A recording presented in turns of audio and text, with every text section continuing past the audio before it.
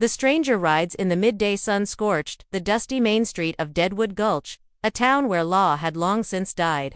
Saloons overflowed with laughter, poker chips, and broken promises. Gunshots weren't alarming here, they were punctuation. Inside the saloon, the notorious Black Vultures gang lounged around like wolves fat from the last kill. Their leader, Slade Murdoch, a burly man with a scar across his eye and a silver revolver at his hip, leaned back in his chair, boots resting on a poker table. That's when the saloon doors creaked open. Every eye turned to the entrance as a stranger stepped inside, his boots tapping slow and steady on the wooden floor. He was dressed in a dust-covered duster, hat low over his brow, and carried no visible weapon. He said nothing, just glanced around and walked to the bar. "Bartender," he said in a calm, gravelly voice. "Glass of water." The silence was heavy. Water wasn't a drink of choice in Deadwood Gulch. A few chuckles echoed across the saloon. Slade eyed him with interest. "You ride in through, stranger," Slade called out. "Or just lost?" The man didn't turn around. He sipped his water slowly, as if time moved slower around him. "Nope, just lookin'." "Lookin' for what?" "Trouble." One of the Black Vultures sneered. Now the man turned. Slowly, the bar went still. "Not trouble," he said. "But I find it often enough." His eyes were cold, the kind of cold that made grown men sweat. One of Slade's lackeys stood, resting a hand on his revolver. Slade raised a hand, stopping him. "Wait, I want to hear the man's name first." The stranger stared at him. "Names don't matter much. They tend to get buried." He tossed a coin on the counter and walked out, leaving behind a tension so thick it nearly choked the room. Outside, the stranger paused by his black stallion. Children had gathered nearby, curious about the quiet man. He gave them a slight nod, then climbed into the saddle. As he rode slowly through town, whispers began to ripple through the streets. "Who is he? No one's seen him before.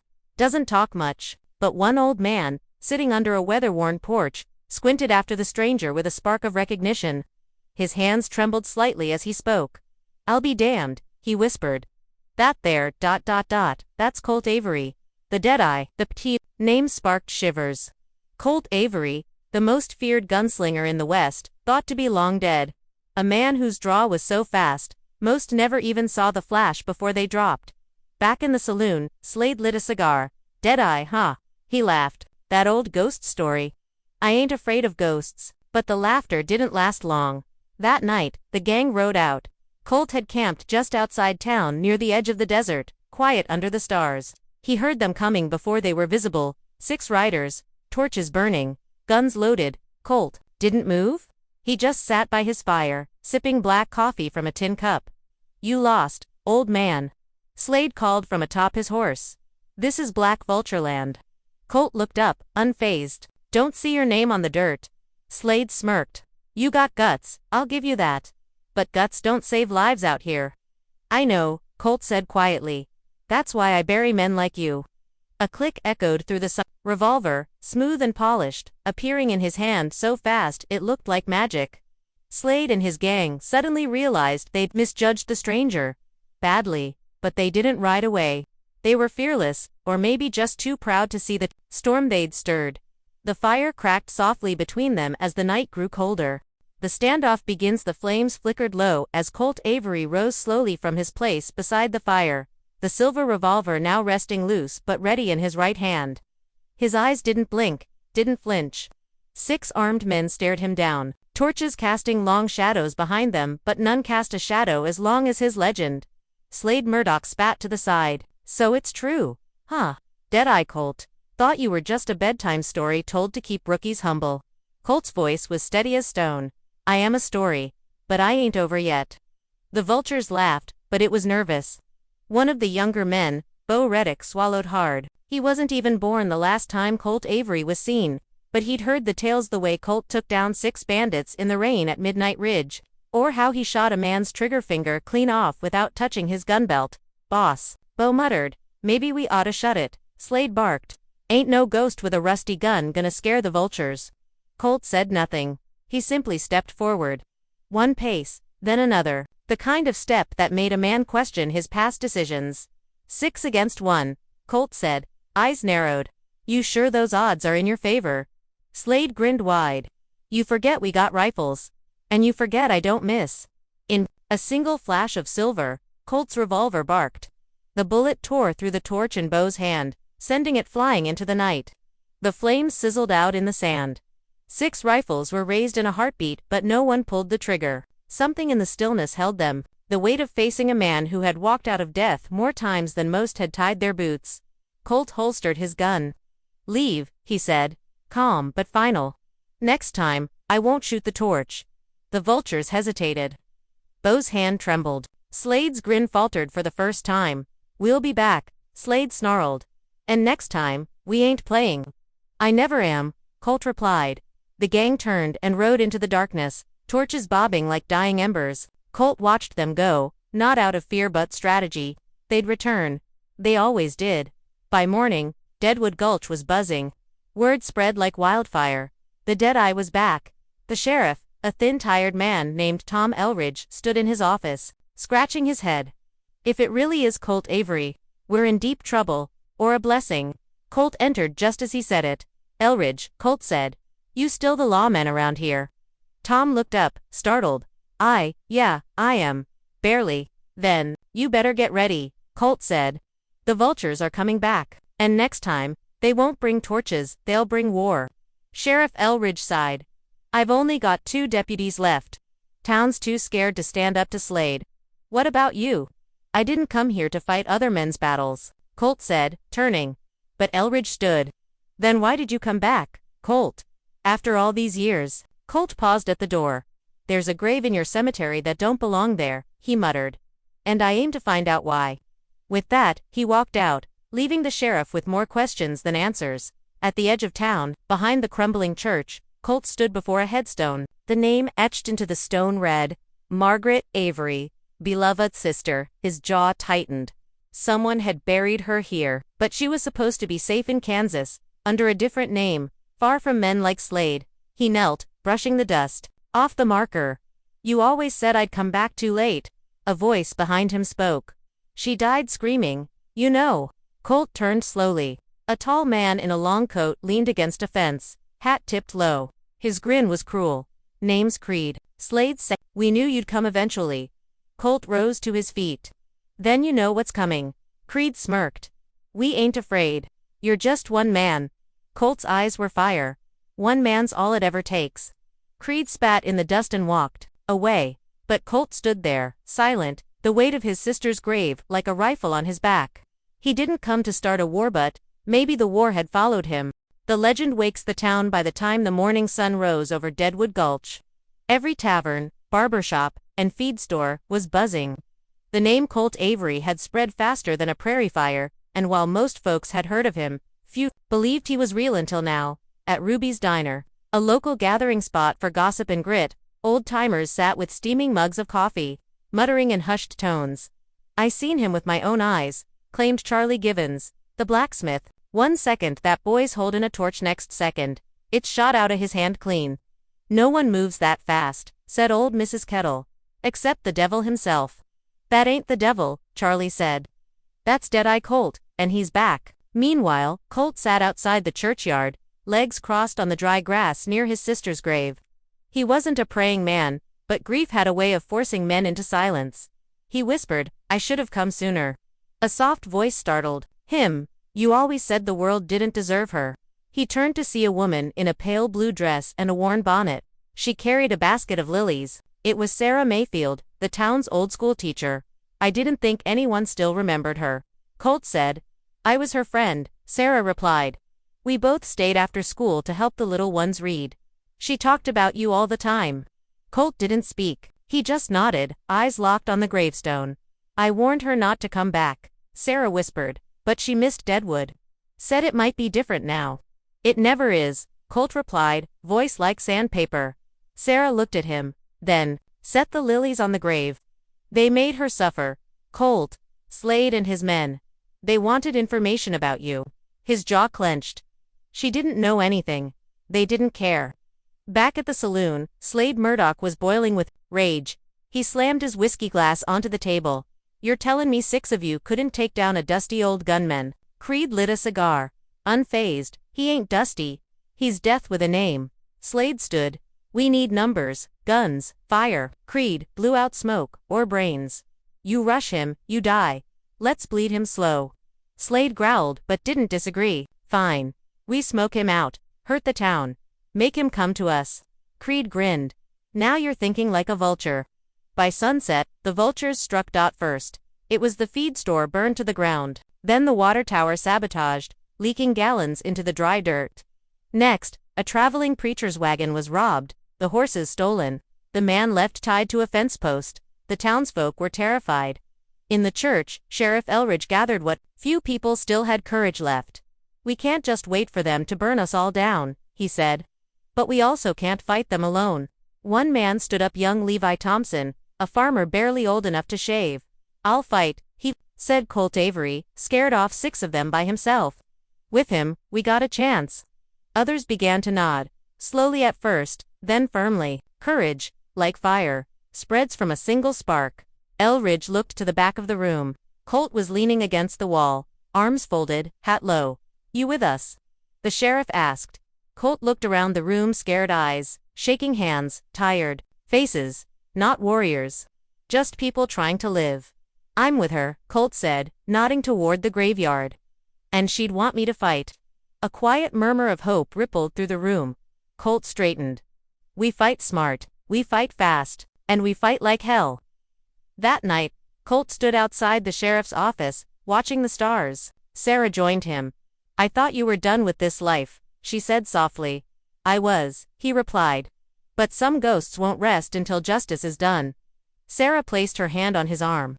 And what if it kills you? Colt looked her in the eye. Then at least this town will remember what happens when you poke a sleeping legend. Far in the distance, flames rose against Slade was just getting started. But so was Colt.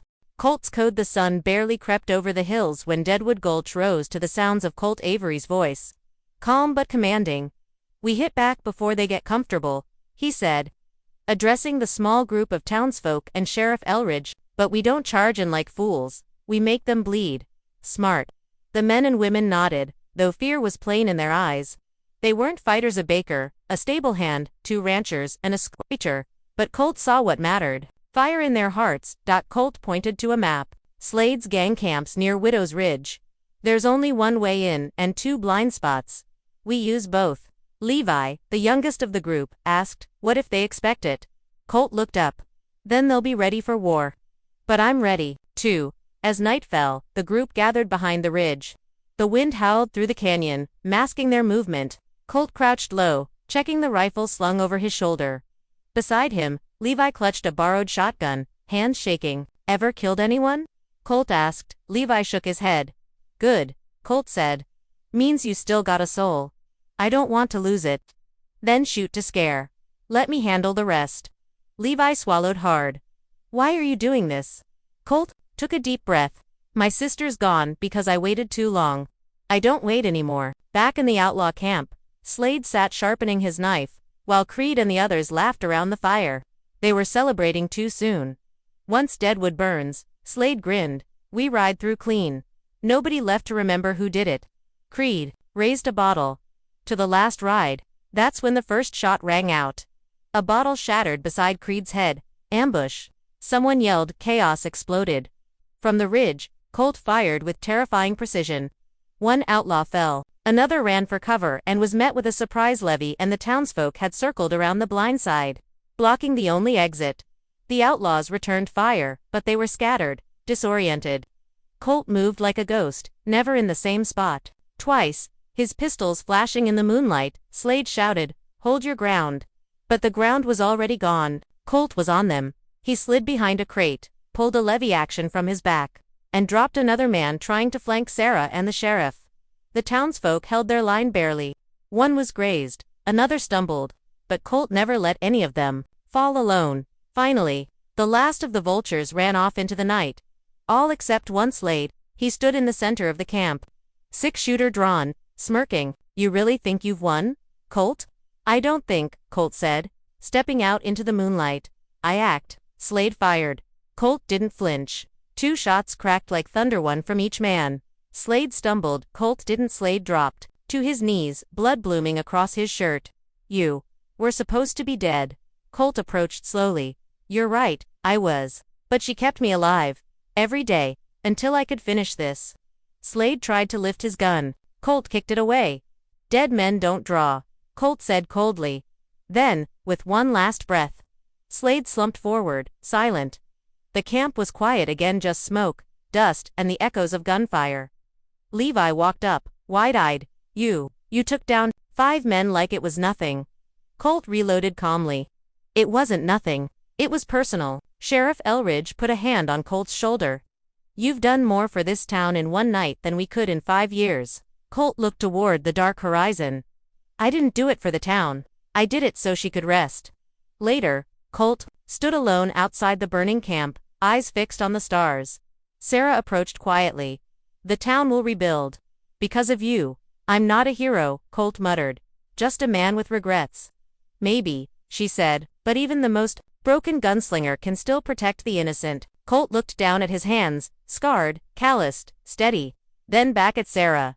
I'm not done yet, he said. The wind whistled over the ridge. Tomorrow would come. And with it, more battles. But tonight, justice had a name. A town that rises morning light broke over Deadwood Gulch.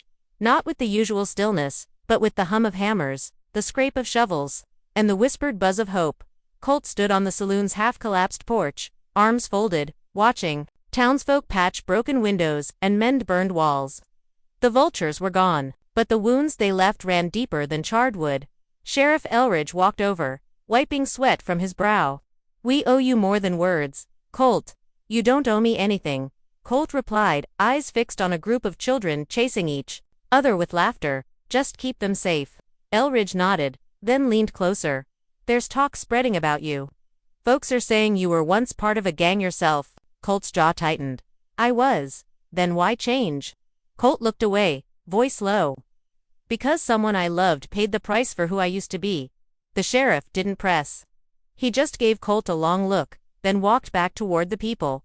Inside the general store, Sarah tended to an injured townsman. Levi sat nearby, cleaning his shotgun, face still pale from the battle. I never thought I'd shoot at someone, he said. It felt wrong, but I didn't want them to hurt us. Sarah offered a reassuring smile. Protecting others isn't wrong, Levi. Just don't lose yourself in it. Colt entered quietly, tipping his hat. You held your ground last night. You've got guts. Levi looked up, surprised. You think so? Colt nodded. Guts don't mean no fear. They mean you act anyway. Sarah handed Colt a cloth. There's blood on your shoulder. Colt glanced down. Not mine. She fricked him. Cleaned the wound anyway. You planning to stay? I don't know yet, he said softly. But this town could use a man like you, she replied. Colt gave a faint smile. That's the problem. I'm not sure this town knows who I really am. That night, a small celebration lit the center of Deadwood. Lanterns hung from wooden beams. Food was shared. Music played off-key but full of joy. Colt stood on the edge, watching, smiling, quietly. A small girl walked up to him, offering a flower. It's for you, she said. Mama says you're a hero. Colt knelt to her level. I'm not a hero, little one. Just a man trying to fix his mistakes. But you saved us, she said, insisting. He took the flower gently. Thank you. Sarah approached, watching him interact with the child. You've changed more in 3 days than most men do in a lifetime. Colt looked out at the dancing crowd. This town. They don't even know what they taught me. What's that? That it's never too late to start over. Far beyond Deadwood, news was traveling fast and not everyone was celebrating. In a saloon 3 towns away, a man named Bishop Kane read a telegram with Colt's name on it. His fingers crushed the paper slowly. So, he's alive after all, Bishop muttered. One of his henchmen asked, You want us to ride out? Bishop lit a cigar. No rush. Let him build something worth destroying. He blew out a long, cold plume of smoke. Let's see what kind of man Colt Avery thinks he's become. Back in Deadwood, the night ended with laughter. Firelight danced across Colt's eyes as he sat beside Sarah and Levi. A strange peace washing over him. You could stay, Sarah said again. The school needs fixing. The town needs a protector. Colt stared into the flames. I've been running so long, I forgot what standing still feels like. She placed a hand on his arm. Then maybe it's time to remember. He didn't reply, but he didn't pull away either. For now, the guns were HOLSTERED. For now, Deadwood had peace. But the past wasn't done with Colt Avery just yet. Ghosts ride at dusk. The calm in Deadwood didn't last long. Days after the townsfolk began rebuilding, a thick dust cloud appeared on the southern horizon. Levi spotted it first from the bell tower. Riders fast, at least 10 of them. Colt didn't move at first. He just stared toward the trail, his eyes narrowing. Sarah joined him on the porch. Is it them again? No, Colt murmured. Worse. The riders thundered into town just before sunset. They didn't shoot. Didn't shout. They just stopped in the town square, dismounting in eerie silence. At the front stood Bishop Kane. Tall, stone-faced, with a silver revolver resting on his hip and hate in his eyes. Well, Bishop said, scanning the buildings. Look at this quaint little place. Colt stepped forward, calm but alert. I figured I'd see you eventually. Bishop smiled thinly. You vanished, Colt. Left us all in the dust with blood on our hands and no word. And now I find you, playing sheriff. I'm not playing anything, Colt said. I just wanted peace. Bishop chuckled darkly. Men like us don't get peace. We leave fire behind and take bullets with us. Levi stepped forward, but Sarah held him back. What do you want? Colt asked. You know what I want? Your debt. Settled. Colt's jaw clenched. I walked away. That life is over. Not for me, Bishop replied. You left the gang, the loot, the bodies. You left me. You think a quiet town and some flower-picking brats erase that? Colt's voice lowered. I'm not running anymore. Bishop smiled coldly. Good, because I brought hell with me. That night, the town prepared for war again, but this time, the fear felt deeper. These weren't half-drunken thugs like the vultures. These were trained killers. Colt had once ridden with them. He knew their tactics. I won't let you fight them, Colt told Levi, tying his gun belt. I won't hide again, Levi snapped. I stood with you before. I will now. Colt looked at him, young, defiant, brave. He placed a hand on Levi's shoulder. If anything happens, protect your sister. Protect Sarah. What about you? Colt's eyes burned with resolve. I'll handle Kane. At dawn, the town stood quiet. Bishop's men lounged by the well, amused by the silence.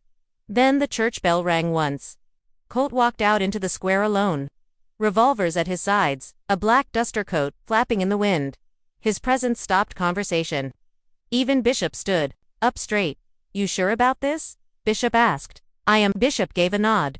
His men stepped back, forming a wide circle. The duel was set. Just like old times, Bishop muttered, drawing his silver revolver. Colt didn't answer. Both men stood still, waiting, watching, breathing in sync with the wind. Then Bishop moved. But Colt was faster. 2 shots rang out, one from each gun. Colt's bullet tore into Bishop's shoulder, spinning him to the ground. Bishop's shot grazed Colt's ribs. Chaos erupted. Colt dropped to one knee, firing precise, measured shots at the riders circling him. The townsfolk, hiding in windows and rooftops, joined in. Levi, against orders, emerged with a rifle, picking off 2 outlaws before ducking back. Bishop's men tried to regroup, but they hadn't expected Deadwood to fight back. One by one, they fell. Colt rolled behind the water trough, clutching his bleeding side. Breath shallow but sharp. Bishop crawled toward his horse. Desperate, but Colt limped forward, gun raised. End of the road, Bishop. You were one of us, Bishop spat. You don't get to be the hero. I never wanted to be a hero, Colt whispered. Just better than I was. And with one final shot, Bishop Kane was no more. When the dust settled, 3 townsfolk were wounded, but alive. The outlaws were gone. Gulped. Colt collapsed against the well, Sarah running to his side. You're hurt. I'm okay, he said, voice rasping. It's over. No, Sarah said, smiling through tears. It's just beginning. That night, under the stars, Levi asked, will there be more men like Bishop? Colt looked out at the horizon. Maybe. Then will you leave? Colt smiled faintly. No. I think I've run long enough. Deadwood had changed, so had he. A new dawn in Deadwood. The town of Deadwood stirred gently under the morning sun. Birds chirped in the rafters. Hammers tapped on wooden beams as townsfolk began repairing the last of the damage. The air no longer smelled of fear but of hope. Colt sat quietly on a bench outside the saloon, his side bandaged and healing. In one hand, he held a coffee cup. In the other letter, Sarah approached, wiping flour from her hands. Mail came from Cheyenne. Are you going to open it? Colt nodded slowly and broke the wax seal. He read it once, his eyes scanning slowly. Then again, as if trying to believe it. What is it? Sarah asked. He handed it to her. The letter was from the Territorial Marshal's office. It stated that Colt Mallory had been officially cleared of all charges. Witnesses testified to his actions in Deadwood.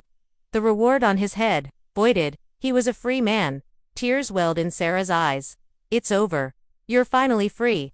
Colt smiled faintly. I never thought I'd see the day. News of Deadwood's transformation spread far and wide. Once a forgotten town, choked by fear, it was now seen as a symbol of resistance and of second chances. Families began arriving. Blacksmiths, farmers, schoolteachers. The town grew. So did the people. Colt, once the quiet stranger in the shadows, became someone the town looked up to, not out of fear, but respect. He never asked for it, but he had earned it. One evening, Levi approached him, holding an old dusty rifle. I cleaned it up. You dropped this during the fight. Colt took it and chuckled. I never thought I'd be handing off my gun someday, but I'd rather you never have to use it. Levi nodded. I hope I don't, but if anyone threatens this town again, we'll stand like you did. Sarah had opened a bakery. Her cinnamon rolls became famous across 3 towns. Children played in the streets. Church bells rang every Sunday. But Colt, he still walked the edge of town each dusk, staring at the horizon, as if expecting the past to return. One night, Sarah joined him. You still looking for shadows?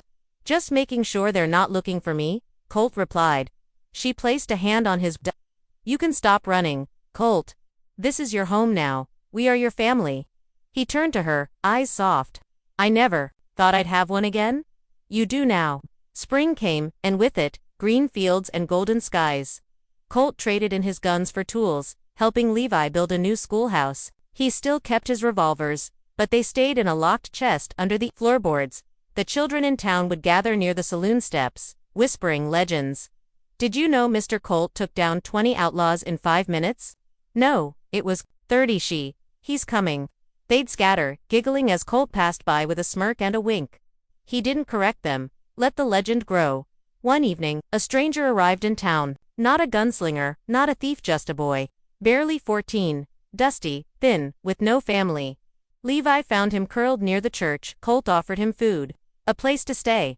The boy asked, You ain't afraid I'll steal something? Colt shook his head. I was you once. And in that moment, the cycle turned. The boy stayed, worked, learned, smiled, just like Colt had. When kindness had finally reached him. Years later, a new sign stood at the edge of town. Welcome to Deadwood, where legends rest and hope rises. Beneath it, engraved in simple letters, Colt Mallory, gunslinger, guardian, friend. Colt, now older, white streaks in his beard, sat in a rocking chair outside the bakery. Sarah beside him, Levi grown, teaching history in the new school. Children, laughing nearby, and in the wind, no more ghosts rode, only peace, only home.